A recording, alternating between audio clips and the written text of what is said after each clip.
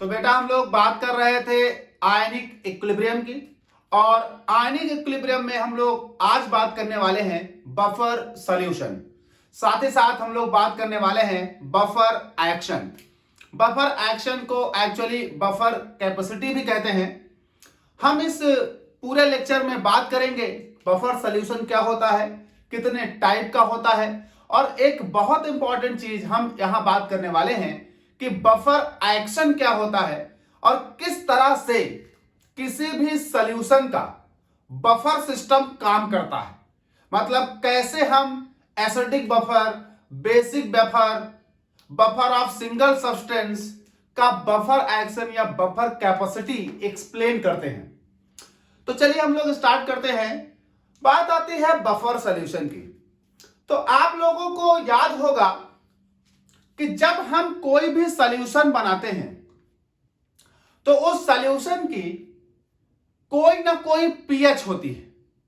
अच्छा, pH depend करती है उस सॉल्यूशन में मौजूद H प्लस आयन की कंसंट्रेशन पर या उस सॉल्यूशन में मौजूद OH माइनस आयन की कंसंट्रेशन पर।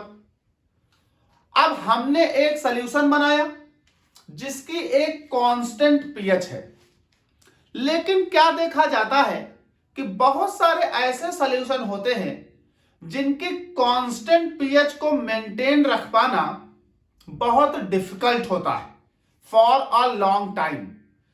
जैसे हम सॉल्यूशन बनाएं और स्टोर कर दें, तो कुछ सॉल्यूशन ऐसे होते हैं जो एटमॉस्फेयर में मौजूद कार्बन डाइऑक्साइड से रिएक्शन कर लेते और कार्बन डाइऑक्साइड से रिएक्शन करके एसिडिक प्रॉपर्टी शो करने लगते, यानी वो सॉल्यूशन एसिडिक हो जाते। वही कुछ सॉल्यूशन ऐसे होते हैं जिनको अगर हम ग्लास के कंटेनर में रख दें तो वो ग्लास यानी कांच में मौजूद एल्कलाइड से रिएक्शन कर लेते और एल्कलाइड से रिएक्शन करके वो एल्कली हो जाते हैं। तो उनकी पीएच जो है इस सिचुएशन में बदल जाती है। एटमॉस्फेरिक CO2 से रिएक्शन करके वो एसिडिक हो जाते, पीएच वैल्यू घट जाती है। कांच के कंटेनर में रखे जाने पर कांच के एल्कलाइज से रिएक्शन करके एल्कलाइज हो जाते हैं, वो पीएच वैल्यू बढ़ जाती है। तो ऐसे केसेस में हम इनकी पीएच वैल्यू को कैसे मेंटेन करें, तो यहां एक टर्म आता है बफर सॉल्यूशन, और बफर सॉल्यूशन के साथ साथ यहां एक टर्म आता है बफर एक्शन। तो हम लोग देखते हैं कि क्या है। देखिए बफर सॉल्यूशन क्या होता है।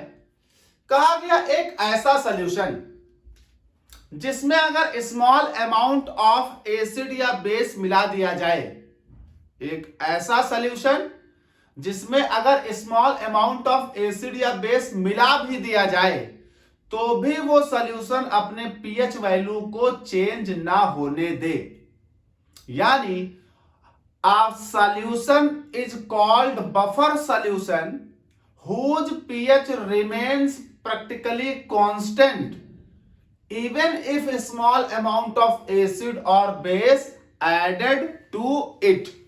एक ऐसा सॉल्यूशन जिसका पीएच प्रैक्टिकली कांस्टेंट बना रहे, भले ही आप उसमें स्मॉल अमाउंट ऑफ एसिड या बेस मिला रहे हो। तो जरा डिफाइन कर लेते हैं बफर सॉल्यूशन क्या बोलेंगे हम लोग। आ solution whose pH remains practically constant even when a small amount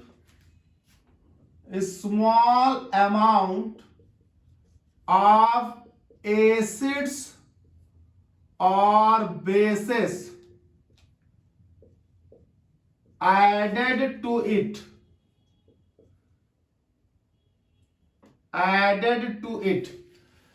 एक ऐसा सॉल्यूशन जिसमें स्मॉल अमाउंट ऑफ एसिड या बेस ऐड कर देने के बाद भी उस सॉल्यूशन का पीएच ना बदले, उस सॉल्यूशन को हम कहते हैं बफर सॉल्यूशन। जैसे हम लोगों का जो ब्लड है वो एक बफर सॉल्यूशन है। Small amount of carbon dioxide घट या बढ़ जाए तो उससे पीएच नहीं बदलता हमारे ब्लड का।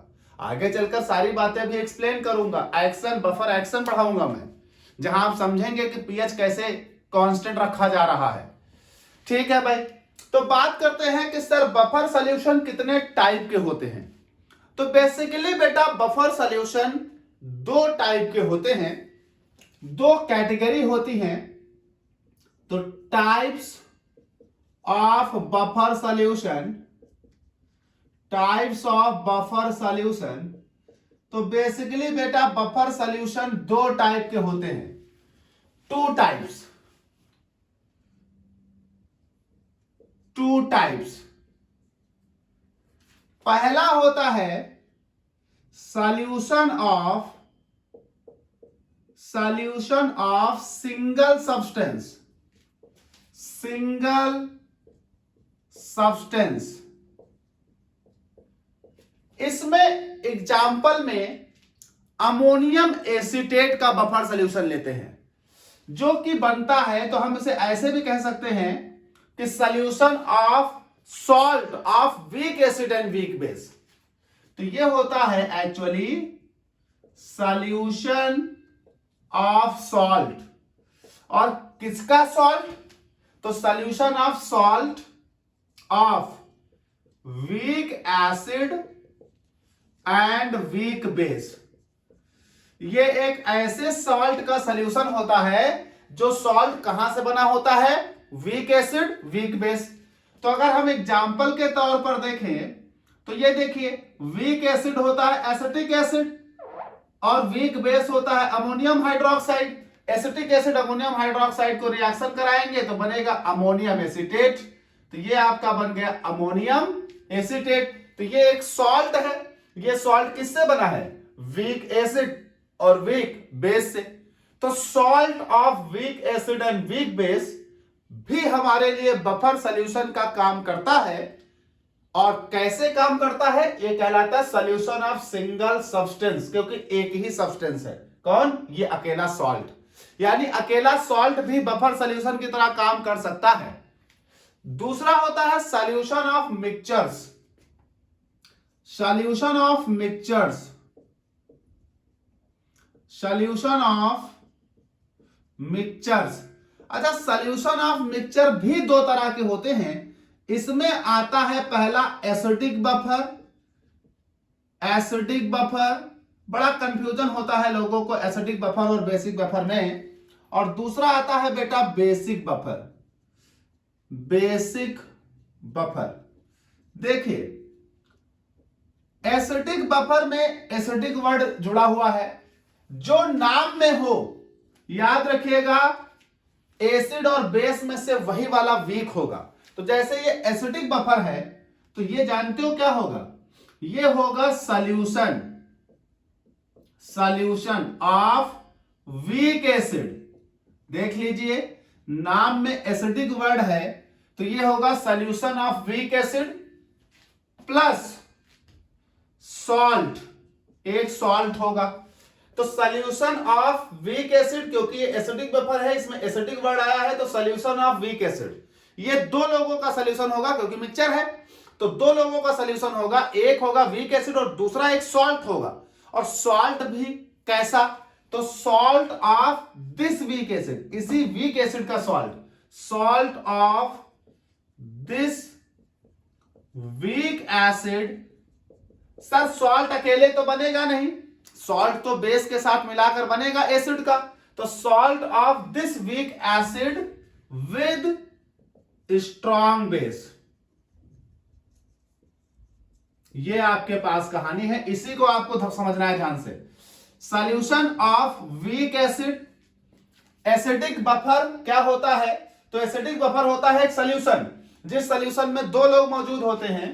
एक तो वीक एसिड मौजूद होता है और जो वीक एसिड लिया है उसी वीक एसिड का एक सॉल्ट भी लेना होगा। और उस वीक एसिड का जो सॉल्ट ले रहे हो वो सॉल्ट किसके साथ बना हो? तो स्ट्रॉन्ग बेस के साथ बना हो। एग्जाम्पल के तौर पर जरा देखिए, आप समझ जाएंगे। जैसे हमने एक वीक एसिड लिया CH3COOH, तो ये तो हो गया वीक एसिड, तो वीक एसिड हो गया। अब एसिडिक बफर में दो लोग चाहिए थे, एक एसिड और एक सॉल्ट। अब एक हमें चाहिए सॉल्ट। सर सॉल्ट ये भी तो है, लेकिन ये वीक एसिड का वीक बेस के साथ बना हुआ सॉल्ट है। हमें वीक एसिड का स्ट्रॉन्ग बेस के साथ बना हुआ सॉल्ट चाहिए।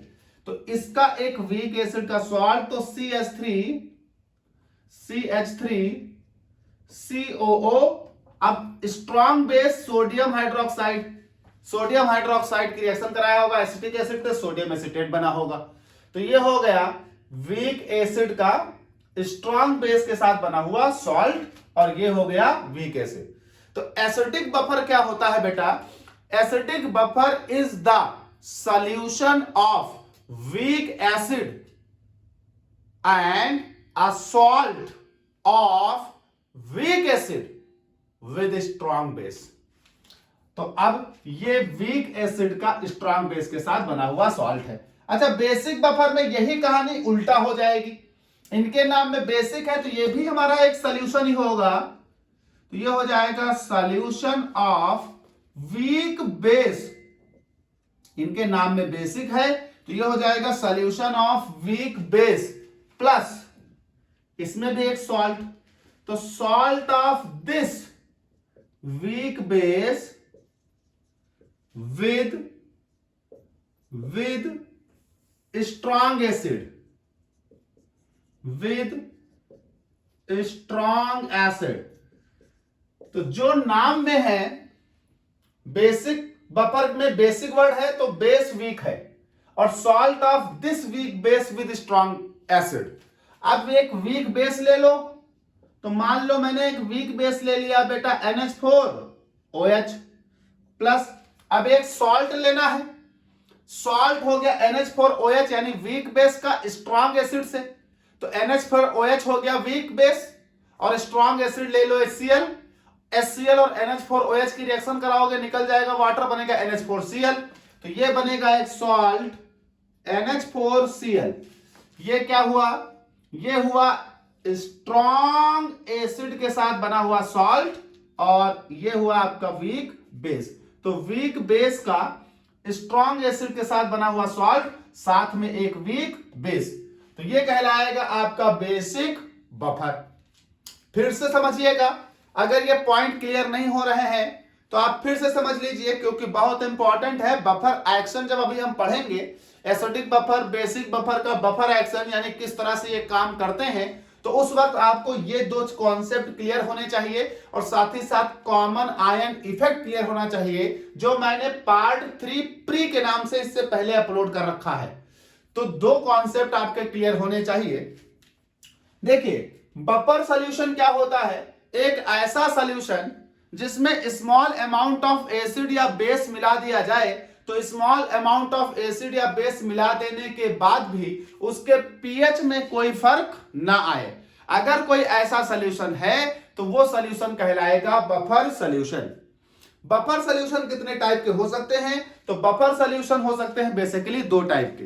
एक हो सकता है सॉल्यूशन ऑफ सिंगल सब्सटेंस, यानी एक ही सब्सटेंस है और वो खुद ही बफर सॉल्यूशन की तरह काम कर रहा है। ऐसा तब होगा जब वो सॉल्यूशन काहे का बना हो? वो सॉल्यूशन बना हो एक ऐसे सॉल्ट का जो सॉल्ट हो वीक एसिड और वीक बेस का। वीक एसिड और वीक बेस का बना हुआ जो सॉल्ट है, वो सॉल्ट अकेले ही बफर सॉल्यूशन की तरह काम करेगा। तो हमने एक वीक एसिड लिया एसिटिक एसिड, एक वीक बेस लिया sodium ammonium hydroxide. Ammonium hydroxide और एसिटिक एसिड की रिएक्शन कराई, और एसिटिक एसिड का H, अमोनियम हाइड्रोक्साइड का OH, निकल गया वाटर, इधर बना एसीटेट, इधर बचा अमोनियम, रिएक्ट कर गए, बन गया अमोनियम एसीटेट। ये हो गया salt of weak acid and weak base. दूसरा होता है solution of mixture. Solution of mixture में दो लोग होते हैं, एसिडिक और basic. Acidic buffer, basic buffer. Acidic buffer के नाम से ही कंफर्म हो जाइए, क्या जो नाम में वर्ड आए वही वाला वीक होता है एसिडिक बफर। तो यह हो जाएगा solution of weak acid plus एक सॉल्ट, वो सॉल्ट होगा वीक एसिड और स्ट्रॉन्ग बेस का। Basic buffer weak base plus एक सॉल्ट, और वो सॉल्ट होगा वीक बेस स्ट्रॉन्ग एसिड का। तो ये हमारे पास हो जाते हैं एसिडिक बफर और बेसिक बफर। यहां पर एक बहुत ही महत्वपूर्ण टर्म अब आता है, वो होता है बफर एक्शन। तो देखते हैं बफर एक्शन क्या है। बफर एक्शन,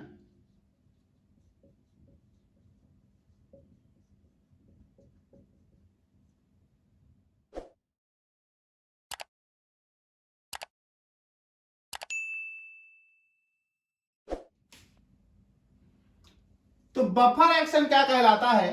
कहा गया property the property of any buffer solution to resist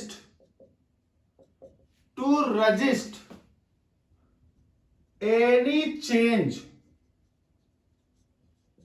in its pH even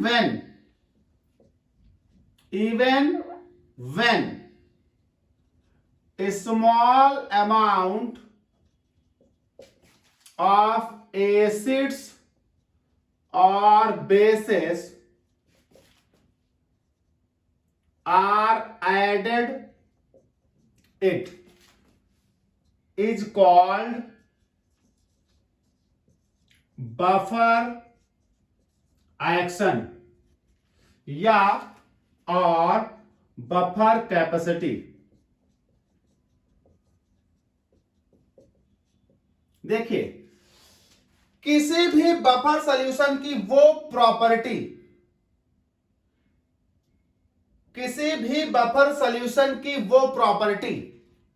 जो रजिस्ट करे any change in its pH.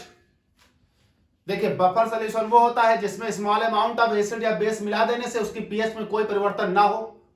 तो बेटा उसमें कुछ तो ऐसा होगा जो स्मॉल अमाउंट ऑफ एसिड या बेस मिला देने से उसकी पीएच में परिवर्तन को रोक रहा है। तो किसी भी बफर सॉल्यूशन की वो प्रॉपर्टी, वो टेंडेंसी, वो क्षमता, जिस क्षमता से, जिस प्रॉपर्टी से, जिस टेंडेंसी से वो buffer solution small amount of acid या बेस मिला देने के बाद भी अपनी पीएच को बदलने से रोक लेता है, वो प्रॉपर्टी, वो टेंडेंसी, वो क्षमता कहलाती है बफर एक्शन।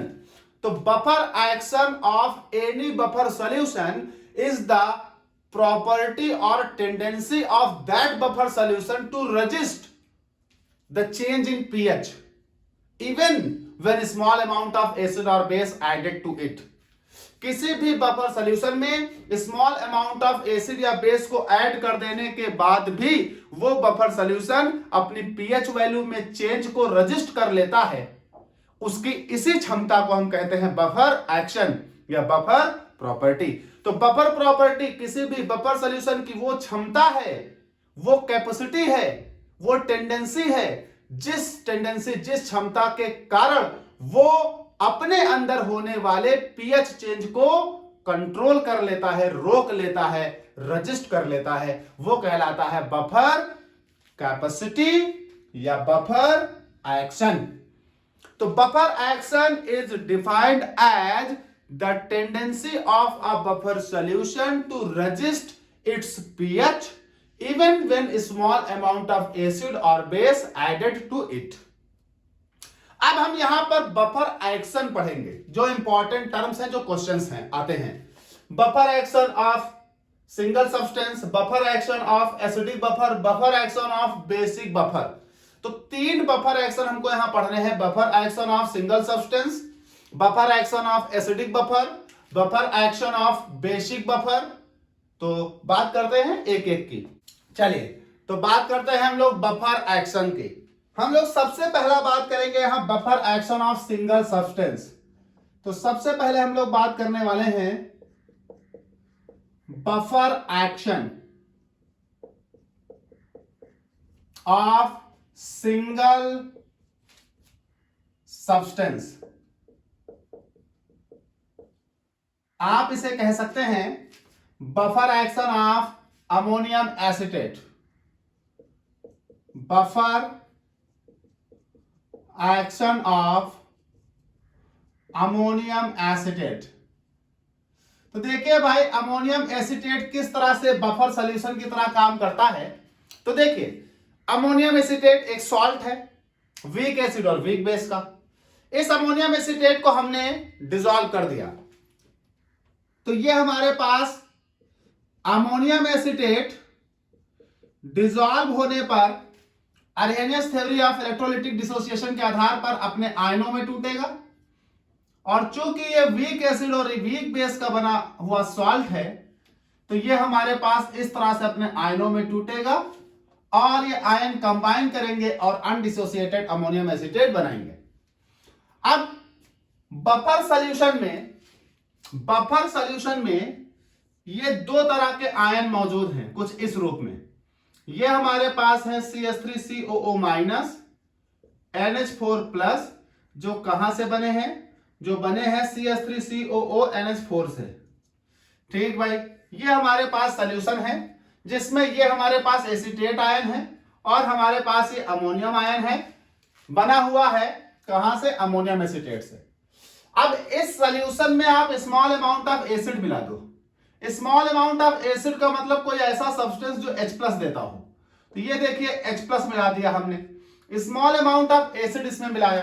तो जैसे ही हम इसमें स्मॉल अमाउंट ऑफ एसिड मिलाएंगे बेटा, एसिड के मिलाते ही देखिए होगा क्या, एसिड के मिलाते ही उस मीडियम में मौजूद एसीटेट आयन उस H+ से रिएक्शन करेंगे, और इस मीडियम में मौजूद H+ आयन जैसे ही H+ से रिएक्शन करेंगे ये एसीटेट आयन, और ये बना देंगे CH3COOH, और CH3COOH एक वीक एसिड है, एक वीक एसिड है।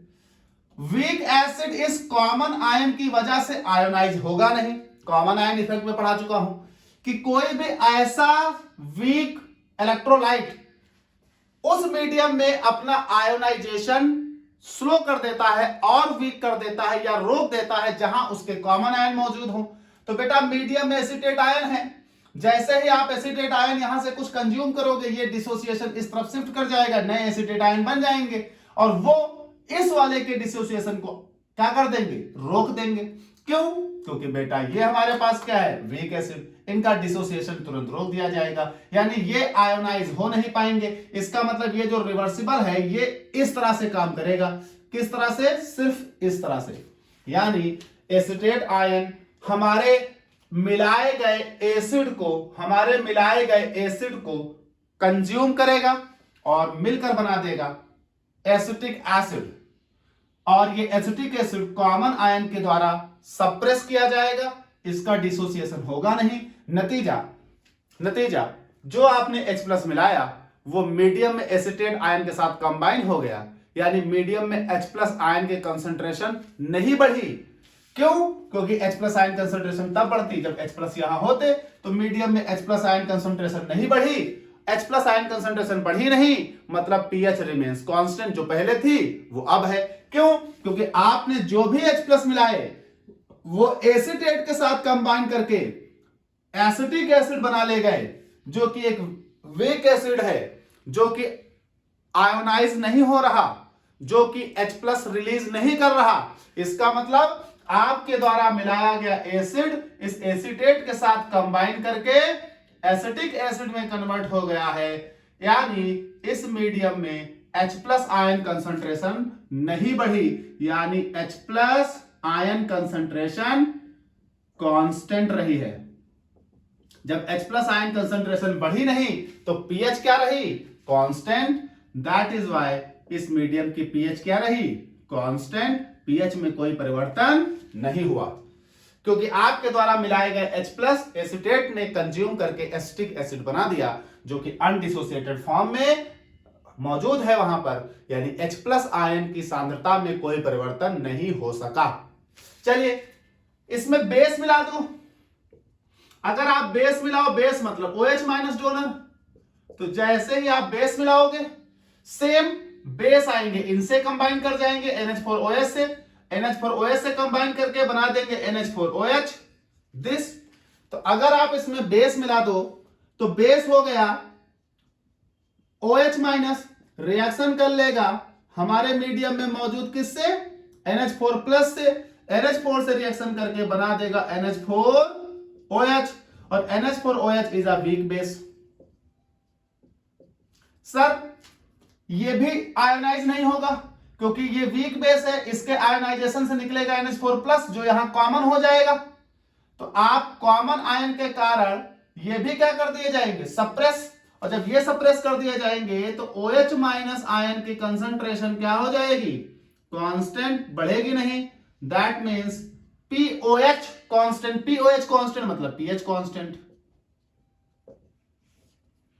तो देखिए फिर से समझिए, आपने मीडियम में मिला रखा था सॉल्यूशन में अमोनियम एसीटेट। अमोनियम एसीटेट क्या था, एक सॉल्ट था। अमोनियम एसीटेट टूट गया, बनाया मीडियम में उसने एसीटेट आयन, अमोनियम आयन। तो मीडियम में मौजूद एसीटेट आयन, अमोनियम आयन, ये हमारे पास एक सॉल्यूशन। इस सॉल्यूशन में तुमने मिला दिया कुछ अमाउंट एसिड का। जैसे ही आपने एसिड मिलाया, इस मीडियम में H प्लस की सांद्रता बढ़नी चाहिए थी। जैसे ही H प्लस की कंसंट्रेशन बढ़ती तो pH में परिवर्तन होता। लेकिन हुआ क्या कि जैसे ही आपने H प्लस मिलाया, H प्लस को कंबाइन कर लिया एसीटेट ने, बना दिया वीक एसिड। और ये वीक एसिड सप्रेस कर दिए गए किनके द्वारा, इनके द्वारा, क्योंकि यहां लग गया कॉमन आयन इफेक्ट। और कॉमन आयन इफेक्ट के द्वारा ये सप्रेस हो गए, मतलब ये डिसोसिएट हो नहीं पाए। इसका मतलब H प्लस कंसंट्रेशन नहीं बढ़ा पाया। H प्लस कांस्टेंट है, मतलब pH कांस्टेंट है उस मीडियम का। वैसे ही अगर आपने बेस मिलाया तो बेस ने OH माइनस प्रोड्यूस किया, यहां आया इस सॉल्यूशन में। इस सॉल्यूशन में मौजूद था NH4 प्लस। NH4 प्लस ने रिएक्ट कर लिया OH माइनस से। NH4 प्लस ने रिएक्ट करके OH माइनस से बना दिया NH4OH। NH4OH एक वीक बेस है। अब ये वीक बेस टूटे तो OH माइनस के सांद्रता में परिवर्तन हो। लेकिन ये देखिए कॉमन आयन, तो because of this common ion, इस कॉमन आयन इफेक्ट के कारण, कॉमन आयन इफेक्ट के कारण ये भाई साहब टूट नहीं पाएंगे, ये सप्रेस कर दिए जाएंगे। और सप्रेस कर दिए जाएंगे तो सारा OH कंज्यूम हो गया। OH ने कंसंट्रेशन बढ़ा नहीं पाया, मतलब OH कांस्टेंट, मतलब pH कांस्टेंट। यानी स्मॉल अमाउंट ऑफ एसिड या बेस तुमने मिला भी दिया, तब भी उसके मिला देने से pH में कोई परिवर्तन नहीं हुआ, क्योंकि हमारे सॉल्यूशन में ऐसे आयन थे जिन्होंने आपके द्वारा मिलाए गए एसिड या बेस, यानी आपके द्वारा मिलाए गए H प्लस और OH माइनस को कंज्यूम कर लिया और ऐसे अनडिसोसिएटेड इलेक्ट्रोलाइट्स में कन्वर्ट कर दिया जो कॉमन आयन के द्वारा सप्रेस किए गए हुए हैं, जिनका डिसोसिएशन नहीं हो सकता, जिस वजह से आपके द्वारा मिलाए गए H प्लस और OH माइनस मीडियम में कंसंट्रेशन को इंक्रीज नहीं कर पाए, जिस वजह से मीडियम की pH, POH या pH क्या रही, कांस्टेंट रही। That is the buffer action of single substance. इस तरह से ये सिंगल सब्सटेंस बफर सॉल्यूशन की तरह काम करते हैं। अब हम लोग दो बहुत ही इंपॉर्टेंट एसिडिक बफर और बेसिक बफर की बात करते हैं, जिनको बहुत ध्यान से सुनना, बहुत पूछे जाते हैं।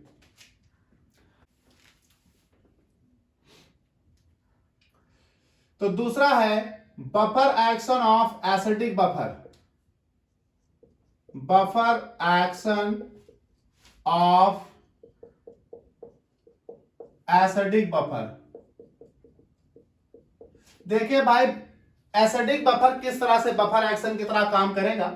एसिडिक बफर में हम लोग एग्जांपल लेते हैं COOH, एक वीक एसिड, और एक salt of weak acid with strong base COOH Na।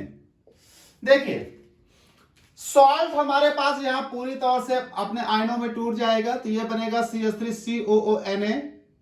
ये अपने आयनों में टूट जाएगा, बना देगा CH3COO minus plus Na plus. ये वीक एसिड है, ये पार्शली आयनाइज होगा, ये बनाएगा CH3COOH, पार्शली आयनाइज होकर बनाएगा CH3COO माइनस प्लस, ये बनाएगा H प्लस। ये हमारे पास बफर सॉल्यूशन है जिसमें हमारे पास सॉल्ट है और एक वीक एसिड है। अब ये हमारे पास बफर सॉल्यूशन है, ये पूरी कहानी है, इस फिगर में आप समझिए। तो यहां पर हमारे पास एसीटेट आयन मौजूद हैं जो रिलीज हुए हैं कहां से, इस सॉल्ट से। तो ये मेरे पास हो गए Na+ और ये मेरे पास हो गए खूब सारे एसीटेट आयन, क्योंकि ये पूरी तौर से टूट गया है। साथ ही साथ कुछ रोते गाते एसीटेट आयन यहां से भी निकले हैं, क्योंकि बेचारा ये वीक था और सप्रेस भी है, तो ना के बराबर एसीटेट आयन यहां से रिलीज हुए होंगे, और ये हमारे पास रिलीज हुआ है H+। अब इस मीडियम में कुछ H+ है, जिस वजह से उस मीडियम की एक कांस्टेंट पीएच बनी हुई है। आप क्या करना चाह रहे हो, उसकी पीएच को बदलना चाह रहे हो और आप उसमें मिला दो एसिड। तो देखो जरा, अगर हम इसमें एसिड मिला दें, हमने मिला दिया H+, तो जैसे ही हम H+ मिलाएंगे, ये देखिए बनाते हुए H+ आए यहां। जैसे H+ आए, इस मीडियम में H+ की कंसंट्रेशन फटाक से राइज करेगी। जैसे इस मीडियम में H+ की कंसंट्रेशन राइज करेगी, कॉमन आयन इफेक्ट का काम लग जाएगा।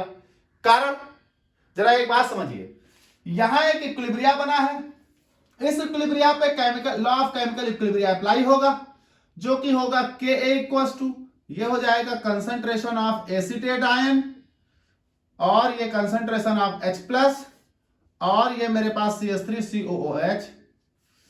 अब ये एक पूरा मेंटेन सिस्टम होगा जब बाहरी कुछ भी नहीं है, ये एक इक्विलिब्रियम कांस्टेंट होगा।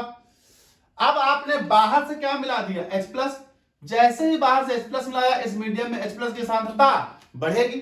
जैसे इस मीडियम में H+ की कंसंट्रेशन बढ़ेगी, यानी ये वैल्यू बढ़ेगी, इस वैल्यू के बढ़ने का मतलब है ये इक्विलिब्रियम कांस्टेंट डिस्टर्ब हो जाएगा। और आपको मालूम है ली चैटिलियर प्रिंसिपल ये कहता है कि इक्विलिब्रियम कांस्टेंट डिस्टर्ब नहीं होगा। आप जो भी चेंज करोगे, इक्विलिब्रियम अपने आप को उस दिशा में ले जाएगा कि आपके द्वारा किया गया चेंज न्यूट्रलाइज हो जाए। तो आपने क्या किया है, आपने इस मीडियम में H+ की सांद्रता बढ़ाई है, क्योंकि आपने एक्स्ट्रा H ऐड किए हैं। जैसे ही आप एक्स्ट्रा H करोगे, यहां से इसकी सांद्रता बढ़ेगी, इसकी सांद्रता बढ़ेगी मतलब P के A वैल्यू बदलने लगेगा। तो इक्विलिब्रियम अपने आप को उस दिशा में ले जाएगा जिस दिशा में इस इक्विलिब्रियम कांस्टेंट को मेंटेन किया जा सके। तो सीधा फंडा है कि जैसे ही आप यहां H+ आयन को मिलाओगे, जो एक्स्ट्रा H+ आयन आएंगे वो तुरंत इस एसीटेट से कंबाइन करेंगे और रिएक्शन को इस दिशा में ले जाएंगे। तो ये H+ एसीटेट आयन से यहां कंबाइन करके इस रिएक्शन को इस दिशा में भेजने लगेंगे, इस दिशा में। और जैसे ही ये H+ एसीटेट से कंबाइन करके रिएक्शन को इस दिशा में भेजने लगेंगे, ये H+ देखे जो आपने एक्स्ट्रा मिलाए थे, ये क्या हो गए, कंज्यूम हो गए। तो ये H+ आपके कंज्यूम कर लिए गए, किसके द्वारा, एसीटेट आयन के द्वारा। और हमारे पास बन गया एसिटिक एसिड, और एसिटिक एसिड एक वीक एसिड है। वीक एसिड का डिसोसिएशन होगा नहीं, क्योंकि they are suppressed by the common ion. ये भी ये सप्रेस थे और ये भी यहां सप्रेस है कॉमन आयन के द्वारा। तो कॉमन आयन के द्वारा इन्हें सप्रेस किया जाएगा, इनका डिसोसिएशन होगा नहीं। रिजल्ट ये निकलेगा कि जो आपने एक्स्ट्रा H+ मिलाया, वो एक्स्ट्रा H+ इस मीडियम की पीएच को बदलना चाहिए था, लेकिन बदल नहीं पाया। क्यों? क्योंकि वो एक्स्ट्रा H+ मिलाते ही तुरंत ये इक्विलिब्रियम डिस्टर्ब होने लगा था, और ये इक्विलिब्रियम डिस्टर्ब होने का मतलब ये इक्विलिब्रियम कांस्टेंट डिस्टर्ब होने लगा था, और ये इक्विलिब्रियम कांस्टेंट डिस्टर्ब होने का मतलब हुआ तुरंत ली चैटिलियर प्रिंसिपल अप्लाई हो गया। और ली चैटिलियर प्रिंसिपल कहता है आपने जो चेंज किया है उसको इक्विलिब्रियम इस तरह से न्यूट्रलाइज करेगी कि आपके द्वारा किया गया चेंज कोई प्रभाव ना डाल पाए। नतीजा क्या हुआ कि जो आपने एक्स्ट्रा H+ मिलाया, जिससे सांद्रता बढ़ रही थी, वो एक्स्ट्रा H+ तुरंत इस मीडियम में मौजूद एसीटेट आयंस, बहुत सारे एसीटेट आयन है, देखिए स्ट्रांग वालों ने भी तो दिए हैं, तुरंत उस एसीटेट आयन के साथ रिएक्ट कर गए और रिएक्ट करके बना दिया वीक एसिड, जिस वजह से H+ की सांद्रता जो बढ़ी थी वो घटी और ये इक्विलिब्रियम कांस्टेंट मेंटेन रहा। और इस वीक एसिड के बनते ही आपके एक्स्ट्रा H+ कंज्यूम हो गए, और अब ये वीक एसिड टूट नहीं सकता। क्यों? क्योंकि मीडियम में कॉमन आयन है, कॉमन आयन इसे टूटने नहीं देगा, कॉमन आयन इफेक्ट लगेगा, और कॉमन आयन इफेक्ट के कारण ये टूट नहीं पाएंगे। रिजल्ट ये निकला कि जो आपने एक्स्ट्रा H मिलाए थे वो एसीटेट आयन से कंबाइन करके एक वीक एसिड में कन्वर्ट हो गए, जो वहां पर आयोनाइज फॉर्म में नहीं है, जिस वजह से उस मीडियम में आपके द्वारा मिलाए गए H+ की कंसंट्रेशन को चेंज नहीं कर पाए। रिजल्ट ये निकला कि पीएच उस सॉल्यूशन की क्या रही, मेंटेन रही। यानी उस सॉल्यूशन की पीएच क्या रहेगी, कांस्टेंट, पीएच में कोई परिवर्तन नहीं होगा। यही काम बेस के साथ कर लीजिए। अगर हम इसमें स्मॉल अमाउंट ऑफ बेस मिला दें, ये लीजिए H माइनस मिला दिया, OH माइनस मिला दिया, स्मॉल अमाउंट ऑफ, जैसे ही हम OH माइनस मिलाएंगे इस मीडियम में देखिए पहले से H प्लस मौजूद है, जैसे OH माइनस आएगा इस H प्लस से रिएक्शन करेगा, तो OH माइनस जो आया वो मीडियम में मौजूद पहले से, क्योंकि ये कुछ ना कुछ तो आयनाइज होंगे, मीडियम में मौजूद H प्लस से रिएक्शन करके बनाएगा वाटर, और जैसे ही मीडियम में मौजूद H प्लस से रिएक्शन करके बनाएगा वाटर, बेटा मीडियम में जो ये वाले H प्लस हैं पहले से मौजूद H प्लस ये घटने लगेंगे, और जब मीडियम में पहले से मौजूद H प्लस घटने लगेंगे तो मीडियम में मौजूद H प्लस के घटने के कारण पीएच चेंज हो जानी चाहिए। लेकिन ली-चैटेले प्रिंसिपल याद करिए, जैसे ही इस मीडियम में H प्लस घटने लगे, मतलब अब ये वैल्यू समझिएगा, पहले ये बढ़ रही थी, अब ये वैल्यू घटने लगेगी, और जैसे ये वैल्यू घटने लगेगी ये इक्विलिब्रियम कांस्टेंट डिक्रीज होने लगेगा, और ली-चैटेले प्रिंसिपल के अनुसार आप इक्विलिब्रियम कांस्टेंट बदल नहीं सकते। अगर आपने बदला तो इक्विलिब्रियम अपने आप को उस दिशा में शिफ्ट करेगा जहां उसका चेंज आपके चेंज को न्यूट्रलाइज कर दे, तो तुरंत इन H प्लस के घटने के कारण तुरंत ये इक्विलिब्रियम इस दिशा में शिफ्ट हो जाएगा, यानी ये इक्विलिब्रियम इस दिशा में शिफ्ट हो जाएगा, यानी CH3COOH ये तुरंत टूटने लगेगा, बनाने लगेगा एसीटेट प्लस H प्लस। तो जो आप H प्लस यहां न्यूट्रलाइज कर रहे हो OH के द्वारा, जो आप H प्लस यहां OH माइनस के द्वारा न्यूट्रलाइज कर रहे हो, इस OH माइनस के मिलाने से जो H प्लस न्यूट्रलाइज हो रहे हैं उस H प्लस को तुरंत ये टूट कर क्या करने लगेंगे, जनरेट करने लगेंगे। आप कहोगे सर जी क्या यहां कॉमन आयन नहीं लगेगा? बेटा कॉमन आयन तो लगेगा, वो उसे सप्रेस करेगा, लेकिन अगर ये इक्विलिब्रियम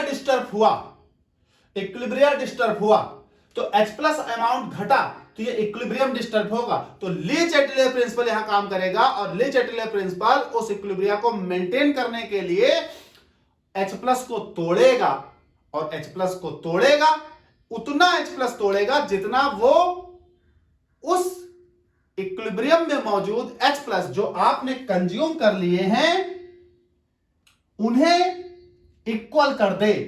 तो अगर मान लीजिए आपने यहां से 10 OH माइनस मिलाकर 10 H प्लस कंज्यूम कर लिए थे, तो इन 10 H प्लस की जो कमी आई है उसे मेंटेन करने के लिए ये इक्विलिब्रियम उस तरफ शिफ्ट हो जाएगा, 10 नए H प्लस बन जाएंगे, और जैसे 10 नए H प्लस बन जाएंगे पीएच मेंटेन हो जाएगी, और एक बार पीएच मेंटेन तो सॉल्यूशन की पीएच में कोई फर्क नहीं पड़ा। मतलब आपने बेस मिलाया तो बेस ने मीडियम में मौजूद H प्लस से रिएक्शन भी की, रिएक्शन करके वाटर भी बनाया, हमने सोचा कि अब H प्लस घट जाएंगे और पीएच वैल्यू घट जाएगी, लेकिन जैसे ही आपने H प्लस कंज्यूम किया ली-चैटेले प्रिंसिपल लगा और तुरंत ये एसीटेट उस दिशा में शिफ्ट करने लगे, ये एसिटिक एसिड टूट कर इस दिशा में शिफ्ट होने लगा और नए H प्लस आयन जनरेट करने लगा, जिस वजह से आपके द्वारा कंज्यूम किए गए लोगों को इन्होंने क्या कर दिया, न्यूट्रलाइज कर दिया, बराबर कर दिया, वैल्यूज बराबर हो गई फिर से, और पीएच क्या रहा, कांस्टेंट रहा। तो जरा गौर करिएगा, दो बातें यहां ध्यान रखिएगा, ली-चैटेले प्रिंसिपल, कॉमन आयन इफेक्ट फिर से समझिएगा। आपका एसिडिक बफर था, तो ये आपके पास salt of weak acid strong base, ये हमारे पास weak acid partially ionise, salt completely ionise, medium में excess of acetate ion and H plus and sodium are minimum amount. तो ये हमारे पास हो गया, ये हमारे पास हो गया। आपने मिला दिया एसिड, जैसे ही आपने एसिड मिला दिया, एसिड यहां H प्लस की सांद्रता बढ़ाने लगेगा।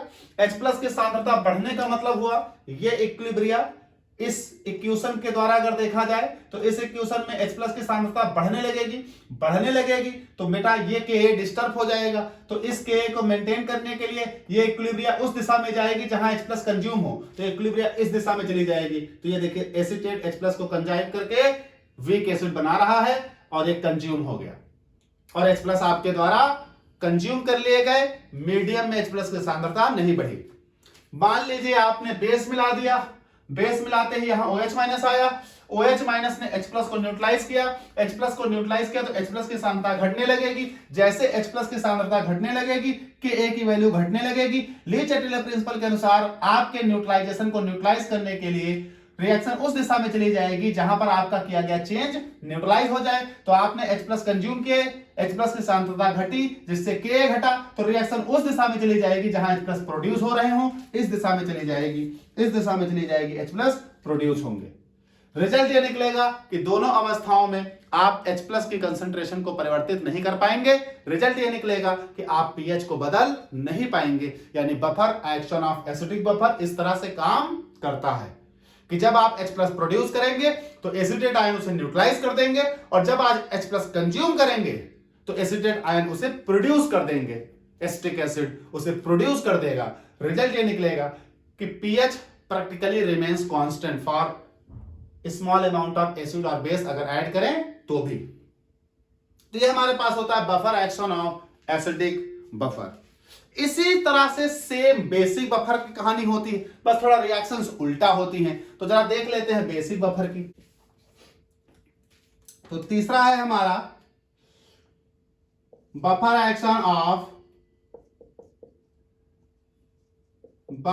Action of basic buffer. Basic buffer में हम लोगों ने एग्जांपल लिया था NH4Cl प्लस NH4OH। NH4Cl एक सॉल्ट है, तोड़ दीजिए, टूटेगा, बनाएगा NH4 plus Cl minus. NH4OH एक वीक बेस है, तोड़ दीजिए, इक्विलिब्रियम एग्जिस्ट करेगा ये वीक बेस होने के कारण, NH4 प्लस OH माइनस। अब इस मीडियम में आप एसिड और बेस का चेंज देखिएगा। ये हमारे पास हो गया, यहां हमारे पास मौजूद है NH4OH जो टूट कर बना रहा है NH4 प्लस और OH माइनस। यहां हमारे पास मौजूद है NH4Cl जो टूट कर बना रहा है NH4 प्लस और Cl माइनस।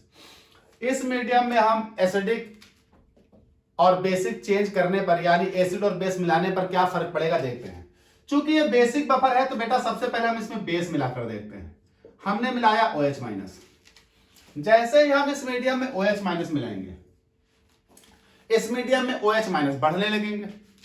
अच्छा, इस इक्वेशन पर केमिकल इक्विलिब्रियम अप्लाई होगा तो ये होगा Kb equals to NH4 plus OH minus upon NH4OH।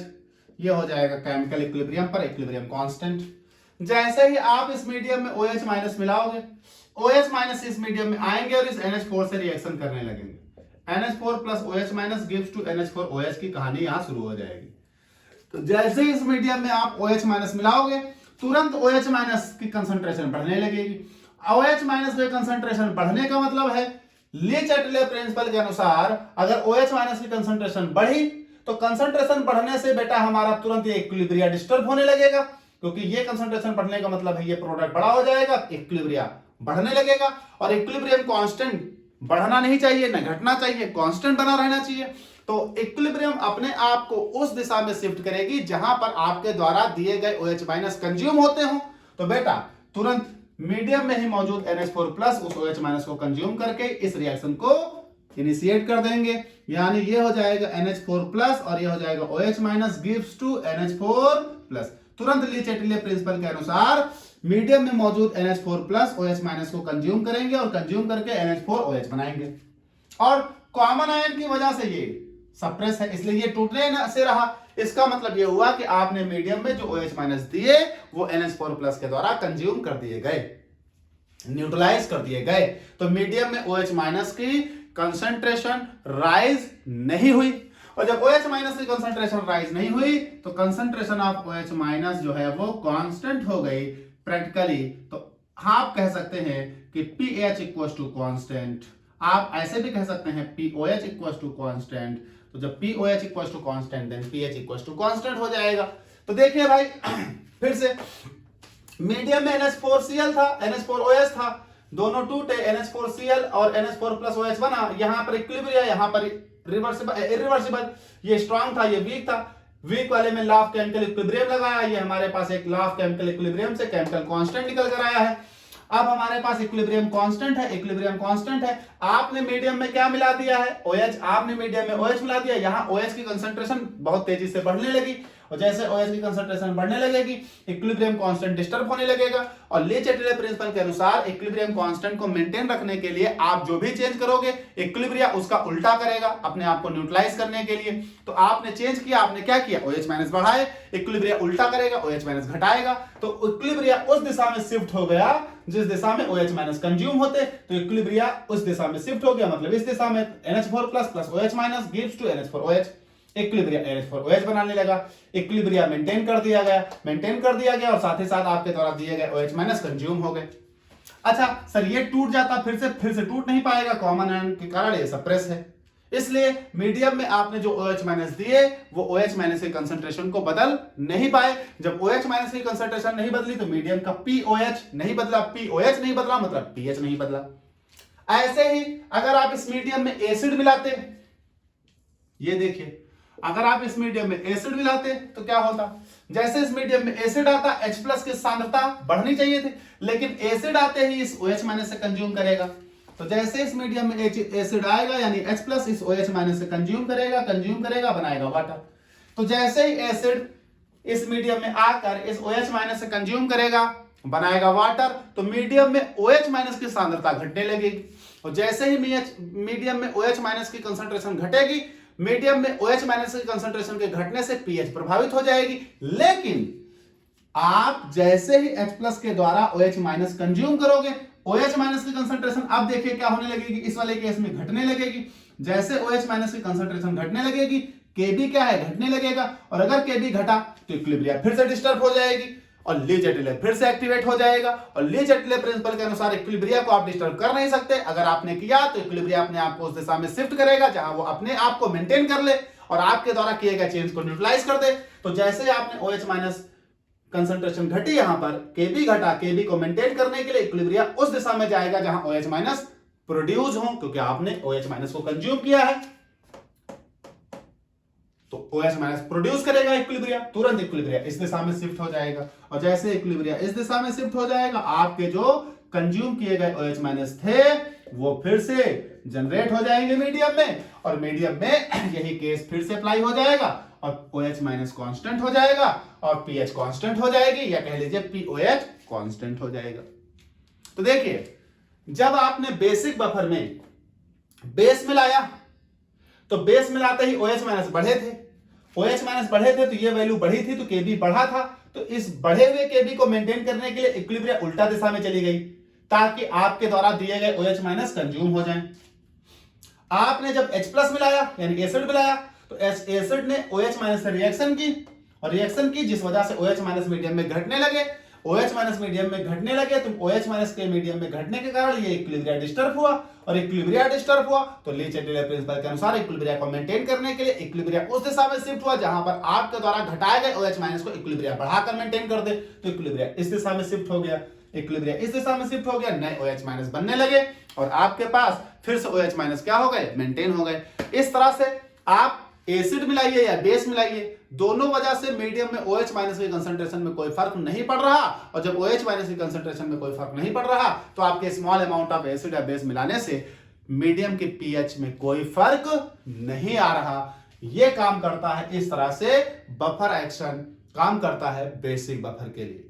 तो आप देख रहे हैं कि तीनों तरह के हमने बफर एक्शन डील किए, और आप देख रहे हैं कि आपके स्मॉल अमाउंट ऑफ एसिड या बेस मिला देने से उस सॉल्यूशन में कुछ ऐसी रिएक्शंस फॉरवर्ड या बैकवर्ड डायरेक्शन में मूव कर रही हैं जिस वजह से आपके द्वारा मिलाए गए एसिड और बेस को न्यूट्रलाइज किया जा रहा है ली चैटले प्रिंसिपल के अनुसार, और उस न्यूट्रलाइजेशन के कारण आपके pH में कोई परिवर्तन नहीं आ रहा। अगले टॉपिक में हम लोग बहुत इंपॉर्टेंट बात करने वाले हैं बफर सॉल्यूशन से ही रिलेटेड, वो है हेंडरसन हसलबर्ग इक्वेशन, बहुत इंपॉर्टेंट, नेक्स्ट पार्ट में।